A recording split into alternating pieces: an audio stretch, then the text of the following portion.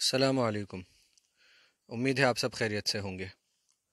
دیکھیے، اس آباد خرابے میں جو ہمارا مضمون ہے آج کا، وہ ایک آپ بیتی ہے، ایک خود نوشت ہے جسے اختر الایمان صاحب نے جو ہے وہ لکھا ہے۔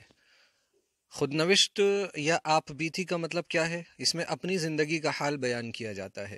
لکھنے والا یعنی مصنف خود اپنی زندگی کا حال ہمارے سامنے پیش کرتا ہے، اور اس بیان کے دائرے میں پوری زندگی بھی آ سکتی ہے، اور زندگی کے کوئی کچھ خاص واقعات یا کوئی خاص دور کہ جس دور نے انسان کو سب سے زیادہ متاثر کیا ہو، اور وہ چاہتا ہو کہ اس دور کے بارے میں لوگوں کو بتاؤں، یا اس دور کو میں محفوظ کروں، یاد رکھوں۔ تو خود نوشت کیوں لکھی جاتی ہے؟ اس سوال کے کئی جواب ہو سکتے ہیں۔ جیسا کہ میں نے ابھی کہا، ان میں سے کئی سوال کے ہو سکتا ہے کہ لکھنے والا اپنی یادوں کو محفوظ کرنا چاہتا ہے، مرتب کرنا چاہتا ہے، آرڈر میں لکھنا چاہتا ہے تاکہ اس کے پاس محفوظ رہے، جب وہ چاہے 20 سال گزرنے کے بعد اگر وہ زندہ رہے تو وہ دیکھ سکے کہ 20 سال پہلے میری زندگی کیسے گزر رہی تھی، میری زندگی میں کیا کچھ جو ہے وہ تبدیلیاں آ رہی تھیں، آج میں جہاں کھڑا ہوں 20 سال پہلے 10 سال پہلے میں کہاں تھا۔ دل کرتا ہے نا کبھی کبھی کہ گزرے ہوئے وقت میں چلے جائیں اور اس کے بارے میں کچھ جاننے کا موقع مل جائے۔ کبھی کبھی ہم اکیلے میں بیٹھ کر اپنی یادوں کو ٹٹولتے ہیں، یاد کرتے ہیں، ایک ایک واقعہ یاد آتا جاتا ہے تو کتنی مسرت ہوتی ہے۔ کچھ باتوں پر ہنسی آتی ہے اور کچھ باتوں پر افسوس ہوتا ہے۔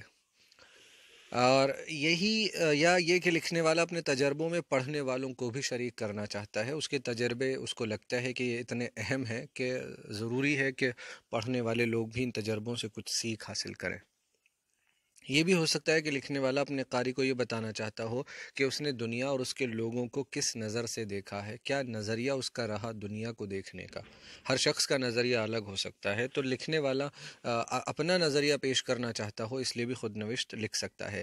اچھی خود نوشت جو ہوتی ہے، اچھی آٹوبایوگرافی، اس میں لکھنے والا اپنا خود منہ میاں مٹھو نہیں بنتا، اپنی تعریفیں نہیں ہانکتا رہتا ہے، بلکہ انصاف کے ساتھ جو ہے وہ اپنی تعریف اور اپنی کمیوں کا بھی بیان کرتا ہے۔ جہاں کمی بیان کرنا ضروری ہوتا ہے، اپنے عیبوں پر وہ مستقل پردہ نہیں ڈال دیتا، اور اسی طرح جب وہ دوسروں کا تذکرہ کرتا ہے اپنی بایوگرافی میں، خود نوشت میں، تو بھی اسے انصاف سے، اعتدال سے کام لینا ہوتا ہے کہ وہ دوسروں کے بارے میں ضرورت سے زیادہ نہ بیان کرے، جو بات حقیقت میں نہیں ہے اس کو بیان نہ کرے، اور جو کچھ ہے سچائی اور دیانتداری کے ساتھ، ایمانداری کے ساتھ بیان کرے۔ یہ آپ زیادہ کچھ سمجھنے کی بات آپ اپنے آپ اس کو سمجھ سکتے ہیں، ہو سکتا ہے اس میں سے آبجیکٹیو کوشچن آپ کو پوچھ لیا جائے۔ اختر الایمان صاحب 1915 سے 1996، ان کا جو ہے اصل نام محمد اختر الایمان، ضلع بجنور میں پیدا ہوئے۔ اصل میں ان کے والد مسجد میں امامت کرتے تھے، اور امامت کی وجہ سے کیا ہوتا ہے، کبھی کبھی جو ہے اماموں کو ایک جگہ سے دوسری جگہ جانا پڑتا ہے، مسجد تبدیل کرنی پڑتی ہے، کوئی پکی نوکری تو ہوتی نہیں ہے، تو اسی لیے ظاہر ہے ان کی فیملی، ان کا مستقل جو ہے اہل خانہ، جو ان کے گھر والے ہیں، ان کو بھی ان کے ساتھ ساتھ جو ہے جانا پڑتا تھا، سفر کرنا پڑتا تھا۔ یہی وجہ ہے کہ ان کی آپ دیکھیں جو انہوں نے آپ بیتی لکھی ہے، اس کا نام کتنا عجیب رکھا ہے، اس آباد خرابے میں۔ خرابے کے بہت سارے مطلب ہیں۔ خرابے کا اپنے آپ میں مطلب ہے اجاڑ، اوجڑ مکان، بنجر زمین، قید خانہ، بہت سارے مطالب ہیں۔ ایک طرف آباد لفظ کا استعمال کیا ہے، چونکہ زندگی کیسی بھی ہو اس کو آباد کرنا ہوتا ہے، گھر کیسا بھی ہو اس کو آباد رکھنا ہوتا ہے، گھر کو آباد کیا جاتا ہے۔ اور سچی بات تو یہ ہے، دیکھیے پریشانیاں، تکلیفیں ہر شخص کی زندگی میں ہے۔ اچھا شخص کون ہے؟ جو ان تکلیفوں پر صبر کرے، اللہ تعالیٰ کی رضا میں راضی رہے، جیسے حالات ہیں ان حالات میں ویسی ہی زندگی گزارے، حلال حرام کی پہچان رکھتے ہوئے، اللہ تعالیٰ کی ناشکری کرنا شروع نہ کر دے، یا اللہ تعالیٰ کی شکایتیں لوگوں سے بیان نہ کرنا شروع کر دے۔ جو ایسا کرتا ہے تو تکلیفوں پر جو اجر ملنا ہے موت کے بعد، وہ اس کو کھو بیٹھتا ہے، یاد رکھیے گا۔ یہ ایک حصہ ہے، پوری خود نوشت نہیں ہے، بلکہ اس کا ایک حصہ ہمارے پاس ہمیں پڑھنے کے لیے دیا گیا ہے، اور یقین مانے بہت دلچسپ ہے۔ رات کتنی گزر چکی تھی اب کچھ یاد نہیں، صرف اتنا یاد ہے ہم عبداللہ پور یعنی جمنا نگر کے اسٹیشن پر اترے تھے، پھر سے یہ سفر ہو رہا ہے۔ میں نے بتایا ان کے والد امام تھے۔ پلیٹ فارم پر لگی ہوئی مٹی کے تیل کی لالٹینیں اجالا کرنے کی پوری کوشش کر رہی تھیں۔ آج کا دور دیکھیے اور وہ دور کہ مٹی کے تیل کی لالٹینیں لٹکی ہوئی ہوا کرتی تھیں، لیکن ان میں اتنا غالباً تیل موجود نہیں تھا۔ وہ اجالا کرنے کی پوری کوشش کر رہی تھیں، یعنی اجالا صحیح سے نہیں کر پا رہی تھی۔ اس کے باوجود بھی گرد و پیش پر اندھیرا غالب تھا، چاروں طرف آس پاس جو ہے وہ اندھیرا غالب تھا، اندھیرا زیادہ تھا۔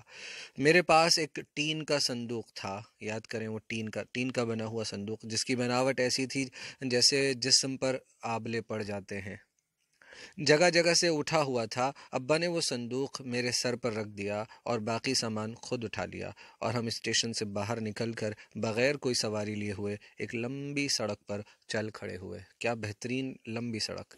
یعنی انہوں نے پیدل بہت دور تک یہ لوگ چلتے رہے، یہ مطلب اس سے واضح ہوتا ہے غربت جو ہوتی ہے وہ آدمی رکشے سے جو سفر کرنا ہوتا ہے اسے پیدل کر لیا کرتا ہے۔ کئی مرتبہ 2 3 4 5 کلومیٹر جو ہے انسان آج بھی لوگ پیدل چلا کرتے ہیں، صرف اس وجہ سے کہ چند روپے وہ بچا لیں۔ ہم کہاں جا رہے تھے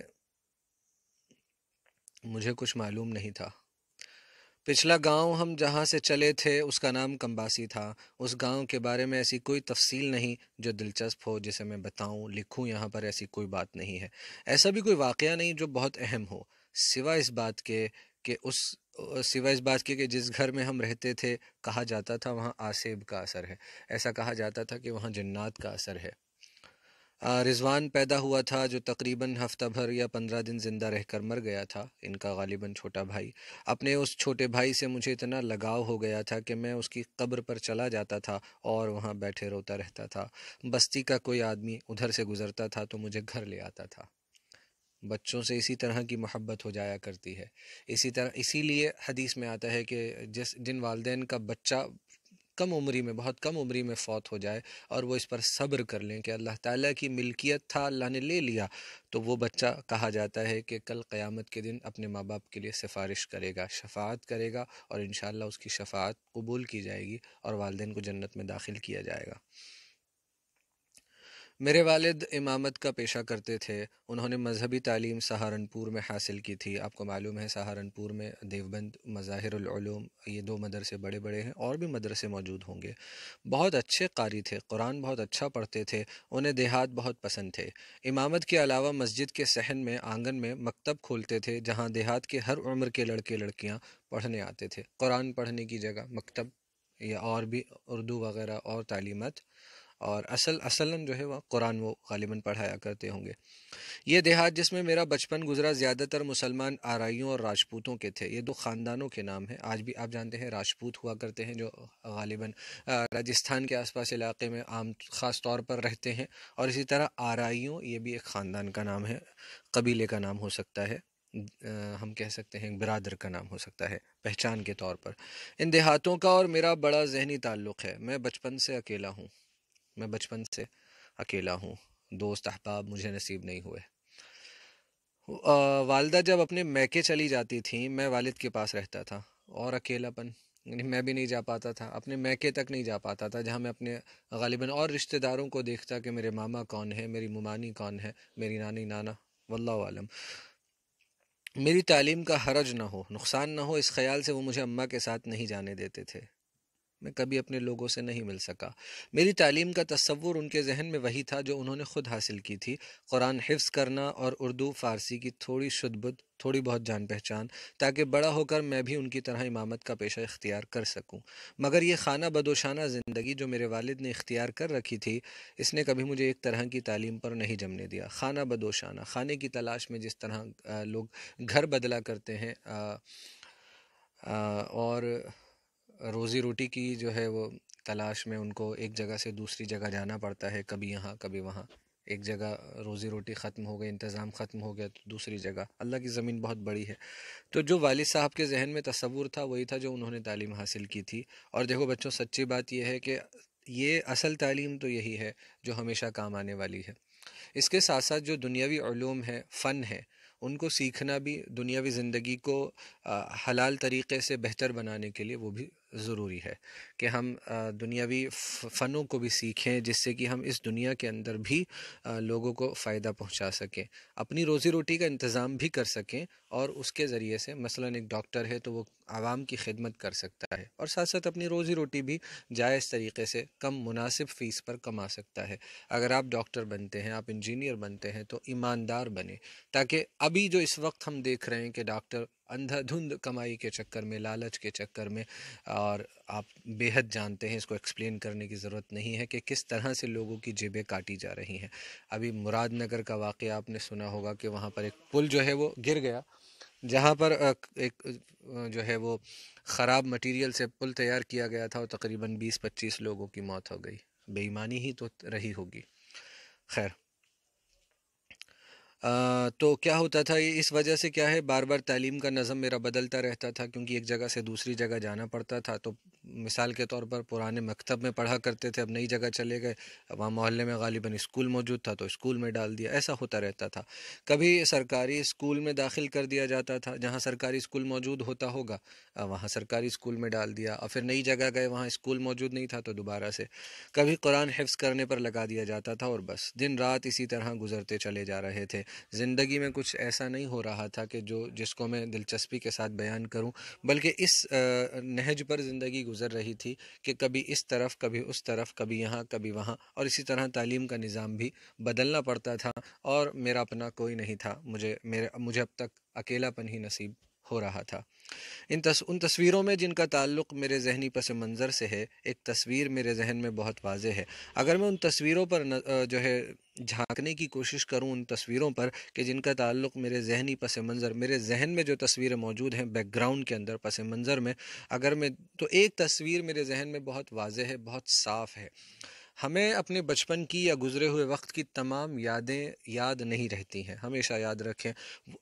وہ باتیں جن کو ہمارا ذہن ضروری سمجھتا ہے، اہمیت دیتا ہے، وہ لمبے وقت تک یاد رہتی ہیں، اور بہت سی باتیں ہوتی ہیں جس کو ہمارا ذہن توجہ نہیں دیتا، ہم بھلا دیتے ہیں، یا اس کے پرنٹس یا کہہ لیں تصویریں صاف نہیں ہوتی ہیں، دھندلی ہوتی ہیں، اچھی طرح سے ہمیں وہ یاد نہیں رہتا۔ میں ایک بیل گاڑی کے پاس کھڑا ہوں، یہ تصویر اب میرے ذہن میں ہے جس کا یہ ہمیں بیان کر رہے ہیں، ہمیں دکھانے کی کوشش کر رہے ہیں۔ میں ایک بیل گاڑی کے پاس کھڑا ہوں، آپ بھی تصور کریں، ہم ایک گاؤں چھوڑ کر دوسرے گاؤں میں جا رہے ہیں، ہمارا سامان بیل گاڑی میں لادا جا رہا ہے، اور میں یہ منظر بڑی بے بسی کے ساتھ دیکھ رہا ہوں کہ میں کچھ نہیں کر سکتا، میں یہاں رکنا چاہتا ہوں، کیا میرا یہاں دل لگ رہا ہے، کوئی مجھ سے نہیں پوچھ رہا، میں بے بس ہوں، میرے ہاتھ میں کچھ نہیں ہے، اور میں اس بے بسی کے ساتھ دیکھ رہا ہوں۔ بے بسی اس لیے کہ میں گاؤں نہیں چھوڑنا چاہتا تھا۔ اس گاؤں کا نام رکڑی تھا، یہاں بہت سے جوہڑ تھے، پانی کے چھوٹے چھوٹے تالاب کہہ لیں، جوہڑوں میں کنول اور نیلوفر کھلتے تھے، پھولوں کے نام جو جوہڑ میں کھلا کرتے ہیں۔ سب طرف بڑے بڑے آموں کے گھنے باغ تھے، باغوں میں کھلیان پڑتے تھے، کوپلیں کوکتی تھیں، پپیہے بولتے تھے، یعنی یہ سارا جو منظر تھا، فطرتی مناظر، یہ باغ اور یہ آم کے باغ، اور یہ پھولوں کا کھلنا، پھولوں کو دیکھنا، پانی کے اندر تالاب کے پاس بیٹھنا، ہرے ہرے جنگلوں اور کھیتوں میں ہرنوں کی ڈاریں کلیلیں کرتی دکھائی دیتی تھیں، کیکر اور کھجور جس طرح آپ دیکھتے ہیں ہرن کا بچہ یا ہرنیں کس طرح بھاگا کرتے ہیں، بھاگا کرتی ہیں، اور کھجور کے پیڑوں میں بیوں کے گھونسلے تھے، جن میں بیٹھے وہ جھولتے رہتے تھے، گیت گاتے رہتے تھے، ایک دوسرے کا تعاقب کرتے رہتے تھے، پیچھا کرتے رہتے تھے۔ پدے تھے، شامائیں تھیں، لال تھے جو موسم کی تبدیلی کے ساتھ رنگ بدلتے تھے، مینائیں تھیں، خوبصورت آواز والے دیڑ تھے۔ غرض کہ وہ سب کچھ تھا جو مجھے مرغوب اور پسند تھا، جس میں میری دلچسپی تھی، جو مجھے پسند تھا، یہاں وہ سب کچھ موجود تھا۔ میں اپنے آپ میں اکیلا ضرور تھا، لیکن یہ ساری چیزیں جو میرے آس پاس تھیں یہ مجھے اچھی لگا کرتی تھی، تو ان کے پاس وقت گزار کر وہ اکیلا پن دور ہو جایا کرتا تھا۔ مگر میری مرضی نہیں چلی، مجھے گاڑی میں بٹھا دیا گیا، اور گاڑی مجھے لے کر روانہ ہو گئی، مگر میں وہیں کھڑا رہ گیا۔ کیا کہیں گے اس جملے کو؟ گاڑی میرے جسم کو لے کر روانہ ہو گئی، لیکن میرا دل، میری روح وہیں رہ گئی۔ گویا کہ میرا دل، میری روح اور میری وہ خواہش اور میں جو اصل میں تھا وہ وہیں رہ گیا۔ یادیں ایک نظم ہے اختر الایمان کی، جس میں انہوں نے اس کا واقعہ اپنے بچپن کا بڑے درد مندانہ انداز سے بیان کیا، اگر آپ کو فرصت ملے تو اس نظم کو پڑھیے گا۔ यही वो गांव रकड़ी था जिसे छोड़कर हम कंबासी गए थे, जिसका जिक्र अभी ऊपर आया था। अब्दुल्लापुर यानी जमुना नगर से चलकर हम जगाधरी पहुंचे। शहर के बाहर सड़क किनारे एक चौकी थी। वहां जो चौकीदार था, अब्बा से जाने क्यों उसकी तकरार हो गई, बहस हो गई। अब्बा एकदम बिगड़ गए। झगड़ा शायद इस पर हुआ था कि वहां रात गुजारना चाहते थे और वो मना कर रहा होगा। इन्हें नहीं मालूम, ये दूर से देख रहे होंगे। बच्चों को नहीं इन्वॉल्व किया जाता, शामिल किया जाता ऐसी तकरारों में।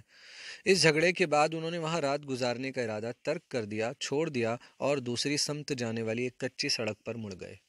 जब झगड़ा हो गया तो फिर वहां रुकने का इरादा ख़त्म हो गया। रात चांदनी थी, यानी चांद गालिबन 12वीं 13वीं 14वीं रात में से कोई चांद थी। चांद रोशन था। कच्ची सड़क पर थोड़ी देर चलने के बाद एक बहुत बड़ा तालाब आया। अब्बा तालाब के किनारे रुक गए। आगे तालाब से गुजर कर जाना था।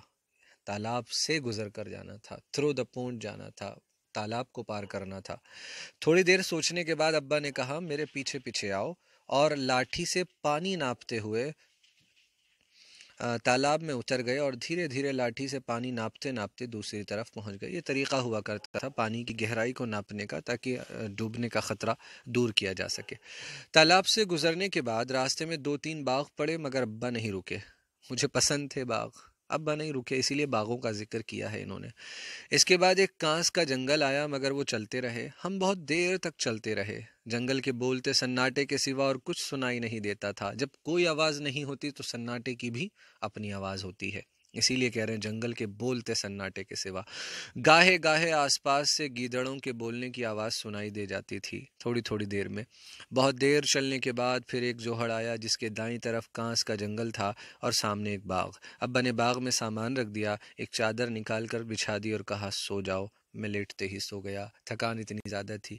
कभी आप सोच सकते हैं जंगल में ज़िंदगी गुजारी हो आपने, या सफ़र के दौरान सड़क किनारे किसी बाग में, किसी जंगल में रात गुजारी हो। क्या कभी ऐसा हुआ है?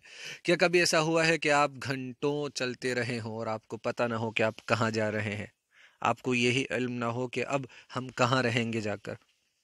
आपको यही ना पता हो कि वहाँ लोग कैसे होंगे, वहाँ क्या कुछ मौजूद होगा।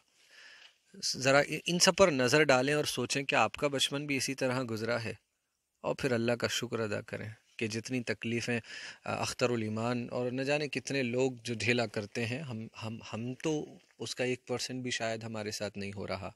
इसीलिए जब कोई ख्वाहिश, कोई ज़रूरत पूरी ना हो तो सब्र कर लिया करें, अल्लाह की रज़ा पर राज़ी हो जाया करें। ख्वाहिशों पर ज़िद ना किया करें, बल्कि अपनी ख्वाहिशों को जितना मुख्तसर रखेंगे उतना हमारे लिए इस ज़िंदगी में भी और हमेशा की ज़िंदगी के लिए भी बेहतर है। ये जगह जहाँ हमने रात क़याम किया था, रात गुजारी थी, एक कब्रिस्तान था। सोचिए ज़रा, आज लोग डरते हैं कब्रिस्तान में दाखिल होते वक्त, ख़ास तौर पर रात में, जबकि कहा गया कि कब्रिस्तान जाओ ताकि तुम्हें मौत की याद आए, अपनी मंजिल की याद आए कि यहाँ आकर सोना है। कंबासी से हम जिस जगह के लिए रवाना हुए थे उसका नाम सग मदरसा था, जहां हम जा रहे थे। अब्बा ने एक राहगीर से, राह चलने वाले से दरियाफ्त किया, पूछा। मालूम हुआ सग मदरसा इस जगह से बहुत करीब है। वो बाग जहां हमने रात क़याम किया था और सग मदरसे के बीच वही कांस का जंगल जिसका मैंने जिक्र किया है। इसी बाग से थोड़े फासले पर एक गाँव था जिसका नाम सग था।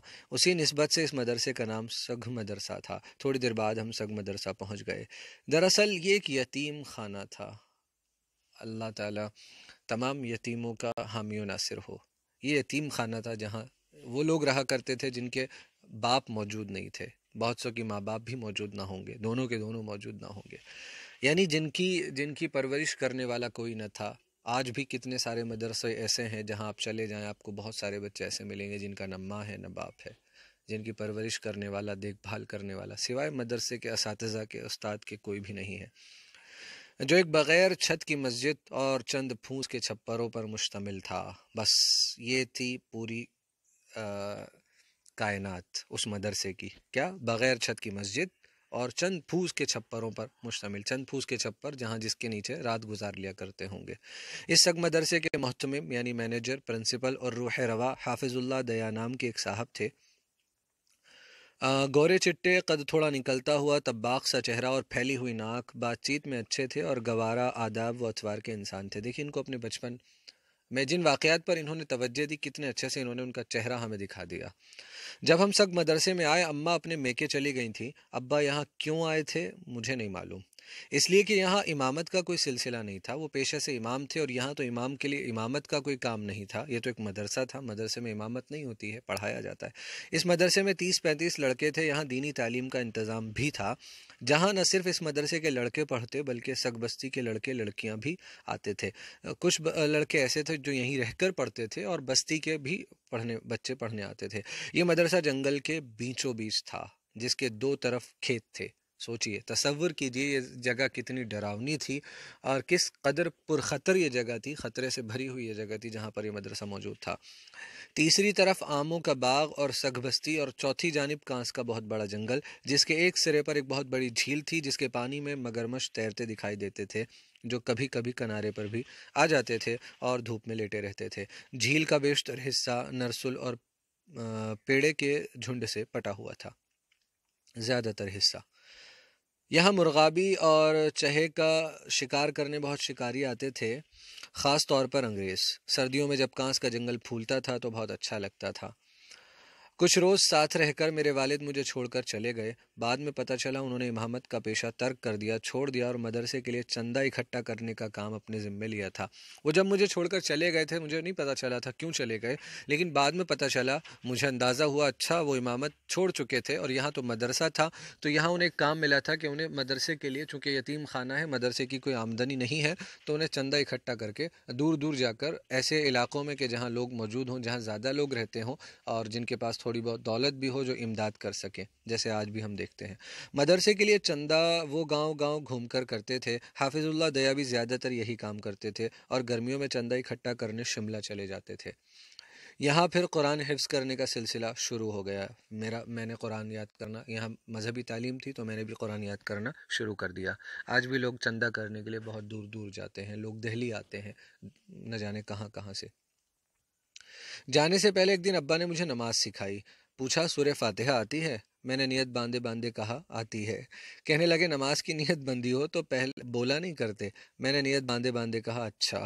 اب یہ اپنے بچپنے کی معصومیت کا ذکر کر رہے ہیں کہ کتنے یہ چھوٹے رہے ہوں گے۔ سگ مدرسہ چندے کے روپے پر کم چل رہا تھا، اللہ کی مرضی اور توکل پر زیادہ، یعنی چندہ اتنا نہیں آیا کرتا تھا، بس اللہ تعالیٰ کی مرضی اور اللہ تعالیٰ کے بھروسے پر چل رہا تھا، اس کی آمدنی کا کوئی مستقل انتظام نہیں تھا۔ یہاں کھانا کم اور کھانے کا انتظار زیادہ رہتا تھا۔ آج بھی کتنے سارے مدرسے اور کتنے سارے لوگ جو مدرسوں میں بھی نہیں ہیں، اپنے اپنے گھروں میں ہیں، وہاں بھی وہاں کے بچوں کو بھی کھانے کا انتظار زیادہ کرنا ہوتا ہے، کھانا کم ملتا ہے۔ شکر کریے ہر وقت اپنے حالات پر، اور شکر کیا ہے؟ اللہ تعالیٰ کی فرما برداری کرنا، یہ ہے شکر، اس کی عبادت کرنا، یہ ہے شکر۔ کھانا کم، کھانے کا انتظار زیادہ رہتا تھا۔ راتوں کو افزائش رزق کے لیے چلہ کشی اور قرآن خوانی ہوتی، راتوں کو دعائیں کی جاتی کہ اللہ تعالیٰ ہمارے لیے روزی بڑھا دیں، اس کے لیے چلہ کشی یعنی ذکر کیا جاتا اللہ کا اور قرآن پڑھا جاتا تھا۔ جب کئی دن تک آس پاس کے گاؤں سے کوئی دعوت یا اور کچھ کھانے کو نہیں آتا تھا تو لڑکوں کو منہ اندھیرے اٹھایا جاتا تھا، انہیں کچھ کنکریاں دے دی جاتی تھی منہ اندھیرے بہت صبح صبح، جن پر وہ قرآن کی سورہ کئی بار پڑھ کر دم کیا کرتے تھے۔ کون سی صورت تھی اس وقت مجھے یاد نہیں۔ سردیوں کی راتوں میں اٹھنا مصیبت معلوم ہوتا تھا، مگر قہر درویش بر جان درویش، لیکن کیا کریں کہ فقیر کی جان پر کیا ہے؟ قہر درویش بر جان درویش۔ جو فقیر کا جو قہر ہے وہ فقیر کی ہی جان پر پڑتا ہے۔ تو یہ ایک کہاوت ہے جس کا مطلب آپ کو سمجھ آ رہا ہے کہ درویش یعنی فقیر کا جو قہر ہے، جو غصہ ہے، وہ فقیر کی جان پر ہی پڑتا ہے۔ یعنی فقیر اگر کسی پر غصہ کرے گا تو کس پر غصہ کرے گا؟ وہ اپنے آپ پر ہی غصہ کر سکتا ہے، یا یوں کہیں کہ اس کے غصے کا جو وبال ہے، اثر ہے، اس کے اپنے اوپر ہی ہوگا۔ کسی اور پر کوئی غصہ کرے بھی تو کون اس کی سننے والا ہے؟ تو اسی لیے اس کے غصے کا جو اثر ہے، برا اثر، وہ اسی پر پڑتا ہے، اسی کی جان پر پڑتا ہے۔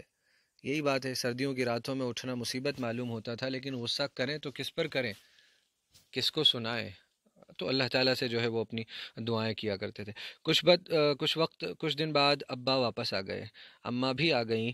ایک رات اماں سوتے سوتے ایک دم بڑبڑا کر اٹھیں، انہیں اپنے سینے پر کچھ رینگتا ہوا محسوس ہوا۔ انہوں نے جھٹک دیا، ابا نے جلدی سے لالٹین جلائی، دیکھا ایک چھوٹا سا سانپ ہے۔ کبھی ہوا ایسا؟ اللہ تعالیٰ ہم سب کی حفاظت کرے۔ کس قدر تکلیف پریشانیوں میں زندگیاں لوگوں کی گزرتی ہیں، اور پھر بھی وہ اللہ اللہ کر کے زندگی گزارتے ہیں۔ کون ہے اللہ کے سوا جس کو یاد کریں؟ ایک رات ہم چولہے کے پاس بیٹھے کھانا کھا رہے تھے، اچانک چولہے کی عقبی دیوار سے ایک بہت بڑا سانپ نکلا اور تیزی سے دوسری طرف چلا گیا اور غائب ہو گیا۔ اس کے علاوہ اور بھی کچھ یادیں ہیں، جن میں دو اہم یہ ہیں: ایک لالی کا سر اور دوسرے برسات کے کیڑے۔ یہ دو اہم یادیں اور ہیں جن کا ذکر ہمارے سامنے وہ کر رہے ہیں۔ سگ مدرسہ میں دو بہن بھائی پڑھتے تھے، لڑکے کا نام میرے ذہن میں نہیں، لڑکی کا نام لالی تھا۔ وہ کسی بیرے یا بچلر کے بچے تھے جو شملہ میں کام کرتا تھا۔ انہیں حافظ اللہ دیا لے آئے تھے، چندہ کرنے گئے تھے، اس کے بچوں نے وہ جو شخص تھا اس نے اپنے بچے بھیج دیے، تعلیم حاصل کر لیں گے تو وہ اپنے ساتھ لے آئے تھے۔ یہ سلسلہ چلا کرتا ہے۔ لالی بہت چھوٹی تھی، ان کے اعتبار پر لے آتے ہیں کہ یہ جانتے ہیں ہمارے بچوں کی صحیح تعلیم و تربیت ہو جائے گی۔ یہی کوئی 4-5 سال کی ہوگی۔ سب لڑکے اس سے بڑا لاڈ کرتے تھے۔ ایک روز سو کر اٹھے تو معلوم ہوا لالی غائب ہے۔ سب کو بڑا تعجب ہوا، وہ کہاں جا سکتی ہے؟ مدرسے میں ہر جگہ ڈھونڈا مگر نہیں ملی۔ سب جنگل کی طرف دوڑے، اسے پکارتے ہوئے کچھ لڑکے جنگل میں ایک طرف گئے، کچھ دوسری طرف، آخر لالی مل گئی۔ ایک بھٹ کے باہر کچھ خون میں لت پت لالی کے کپڑے اور اس کی کھوپڑی پڑی تھی۔ اسے لکڑ بگھا اٹھا لے گیا تھا۔ کیا حالات، کن حالات سے یہ زندگی کیا ہے، اس زندگی کی کیا حقیقت ہے؟ اصل زندگی آخرت کی زندگی ہے، فنا ہو جانے والی زندگی ہے۔ بچے بھی اس دنیا سے جا رہے ہیں، نوجوان بھی، بزرگ تو جا ہی رہے ہیں۔ اسے ظلم اور تکبر اور غرور میں نہ گزاریں، اسے غفلت اور اللہ کو بھلا کر نہ گزاریں۔ ہر طرف جنگل ہونے کی وجہ سے رات کو بھنگے اور پتنگے بہت آتے تھے، اور جب کھانا کھانے بیٹھتے تھے تو دال میں گر جاتے تھے۔ ذرا سے آج تو ہمیں مچھر ہو جائیں، ذرا سے تو کتنی ہم پریشانی، شکایت، ارے کہاں کیا، ہر کسی پر چلاتے۔ ان کی بو اتنی تیز اور خراب ہوتی تھی کہ اب تک میری ناک میں بسی ہوئی ہے۔ لوگ تو کھانے میں بال مل جاتا ہے نا، اسی پر جھگڑا ہو جاتا ہے گھر والوں سے۔ کچھ مدت بعد ابا اور حافظ اللہ دیا میں اختلاف ہو گیا، پھر سے کسی مسئلے پر جو ہے وہ متبھید اختلاف ہو گیا، ڈیفرنسز کریٹ ہو گئے۔ کیوں، اس کی تفصیل مجھے نہیں معلوم، مگر اس اختلاف میں نابینا حافظ کا ہاتھ ضرور تھا۔ ایک نابینا شخص تھا، اس کا ہاتھ، اندھا شخص، اس کا ہاتھ ضرور تھا۔ غالباً اسی نے کچھ باتیں غلط ادھر سے ادھر لگائی تھیں جس کی وجہ سے اختلاف ہوا تھا۔ اس واقعے کے بعد سگ مدرسے سے ہمارا سلسلہ منقطع ہو گیا، کٹ گیا، ختم۔ ذمہ دار وہی تھے، اب ذمہ دار سے ہی اختلاف ہو گیا، لڑائی سی نوبت آ گئی تو بات ختم ہو گئی، اور ہم رہنے کے لیے سگ بستی میں چلے گئے جو پاس میں بستی تھی۔ یہ بستی 50-60 گھروں کا ایک چھوٹا سا گاؤں تھا، صرف 50-60 گھر، جس میں زیادہ تر مسلمان راجپوت اور آرائیں کاشتکار تھے۔ وہاں رحمت اللہ نام کا ایک شخص تھا جس نے اپنی حویلی کا ایک حصہ ہمیں رہنے کے لیے دے دیا تھا۔ لوگوں میں لالچ نہیں ہوا کرتا تھا۔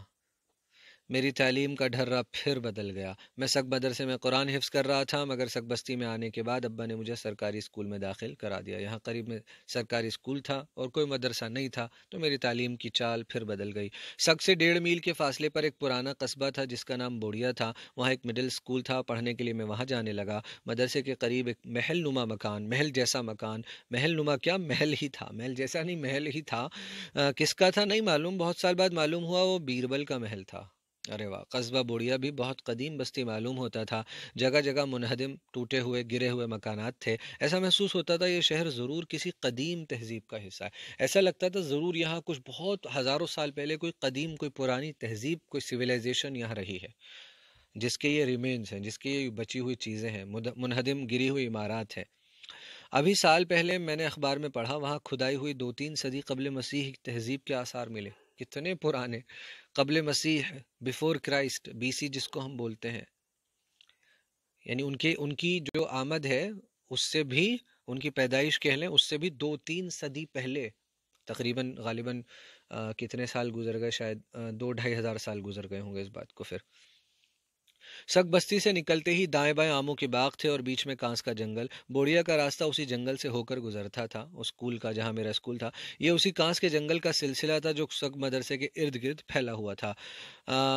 मारकंड नदी इस जंगल को छूती हुई गुजरती थी। पानी सिर्फ बरसात के दिनों में होता था, ऐसी नदी थी, सिर्फ बरसात वाली नदी थी, आम दिनों में पानी नहीं हुआ करता था।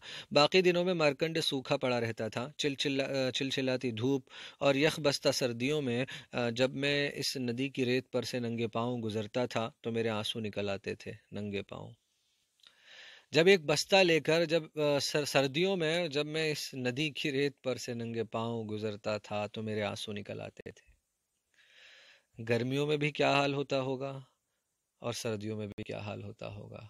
दोनों तरफ, एक तरफ गर्मी की चमचमाती धूप, चिलचिलाती धूप, बस तसव्वुर भी नहीं कर सकते, चलना तो दूर की बात। तलवों को धूप इतना नहीं जलाती थी जितना सर्दी जलाती थी। वाकई गर्मी तो बर्दाश्त कर ली जाए, लेकिन सर्दी बर्दाश्त करना बहुत मुश्किल हो जाता है। मुझे अक्सर ऐसा एहसास होता है जैसे इस बस्ती में कई जन्म गुजारे थे।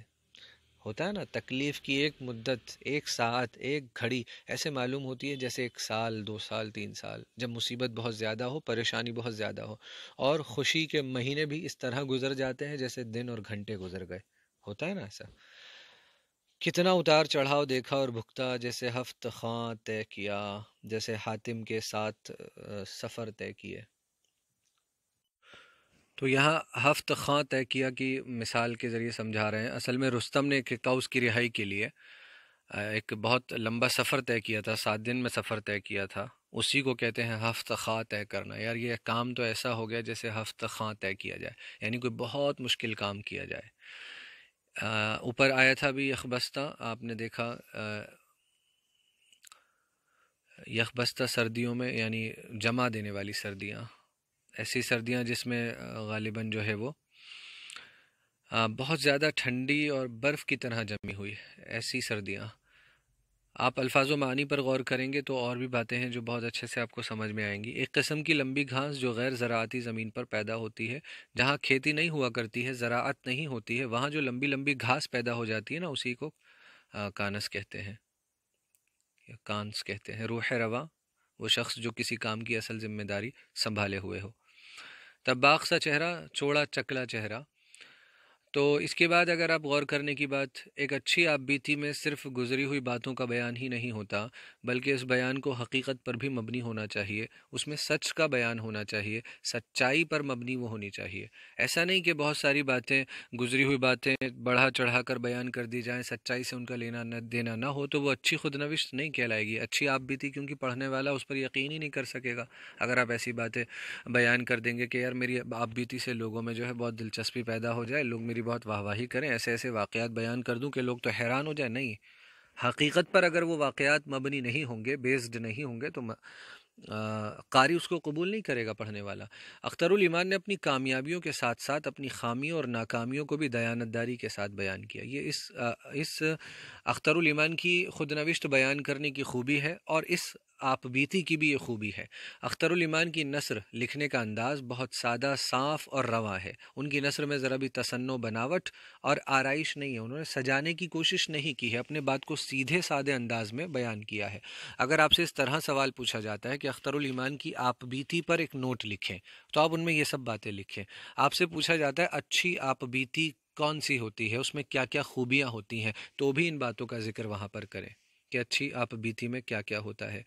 ये एक इक़्तिबास है, पैसेज है जो अख्तरुल ईमान की आप खुद नविश्त आबाद ख़राबे के उस हिस्से से लिया गया है जब मुसन्निफ़ को 11 साल की उम्र में अपना गांव छोड़ना पड़ा। गौर कीजिए कि चौथे पैराग्राफ में मुसन्निफ़ ने अपने गांव की कितनी अच्छी और सच्ची तस्वीरें पेश की हैं, जो गांव वो छोड़ना नहीं चाह रहे थे। और फिर चौथे पैराग्राफ पर आप फिर से गौर करें, खुद नविश्त या आबिदी की तारीफ़ बयान करें। किसी एक तरह की तालीम पर क्यों ना जम सके, गांव की क्या क्या चीज़ें पसंद थी, इसका जिक्र उन्होंने किया है।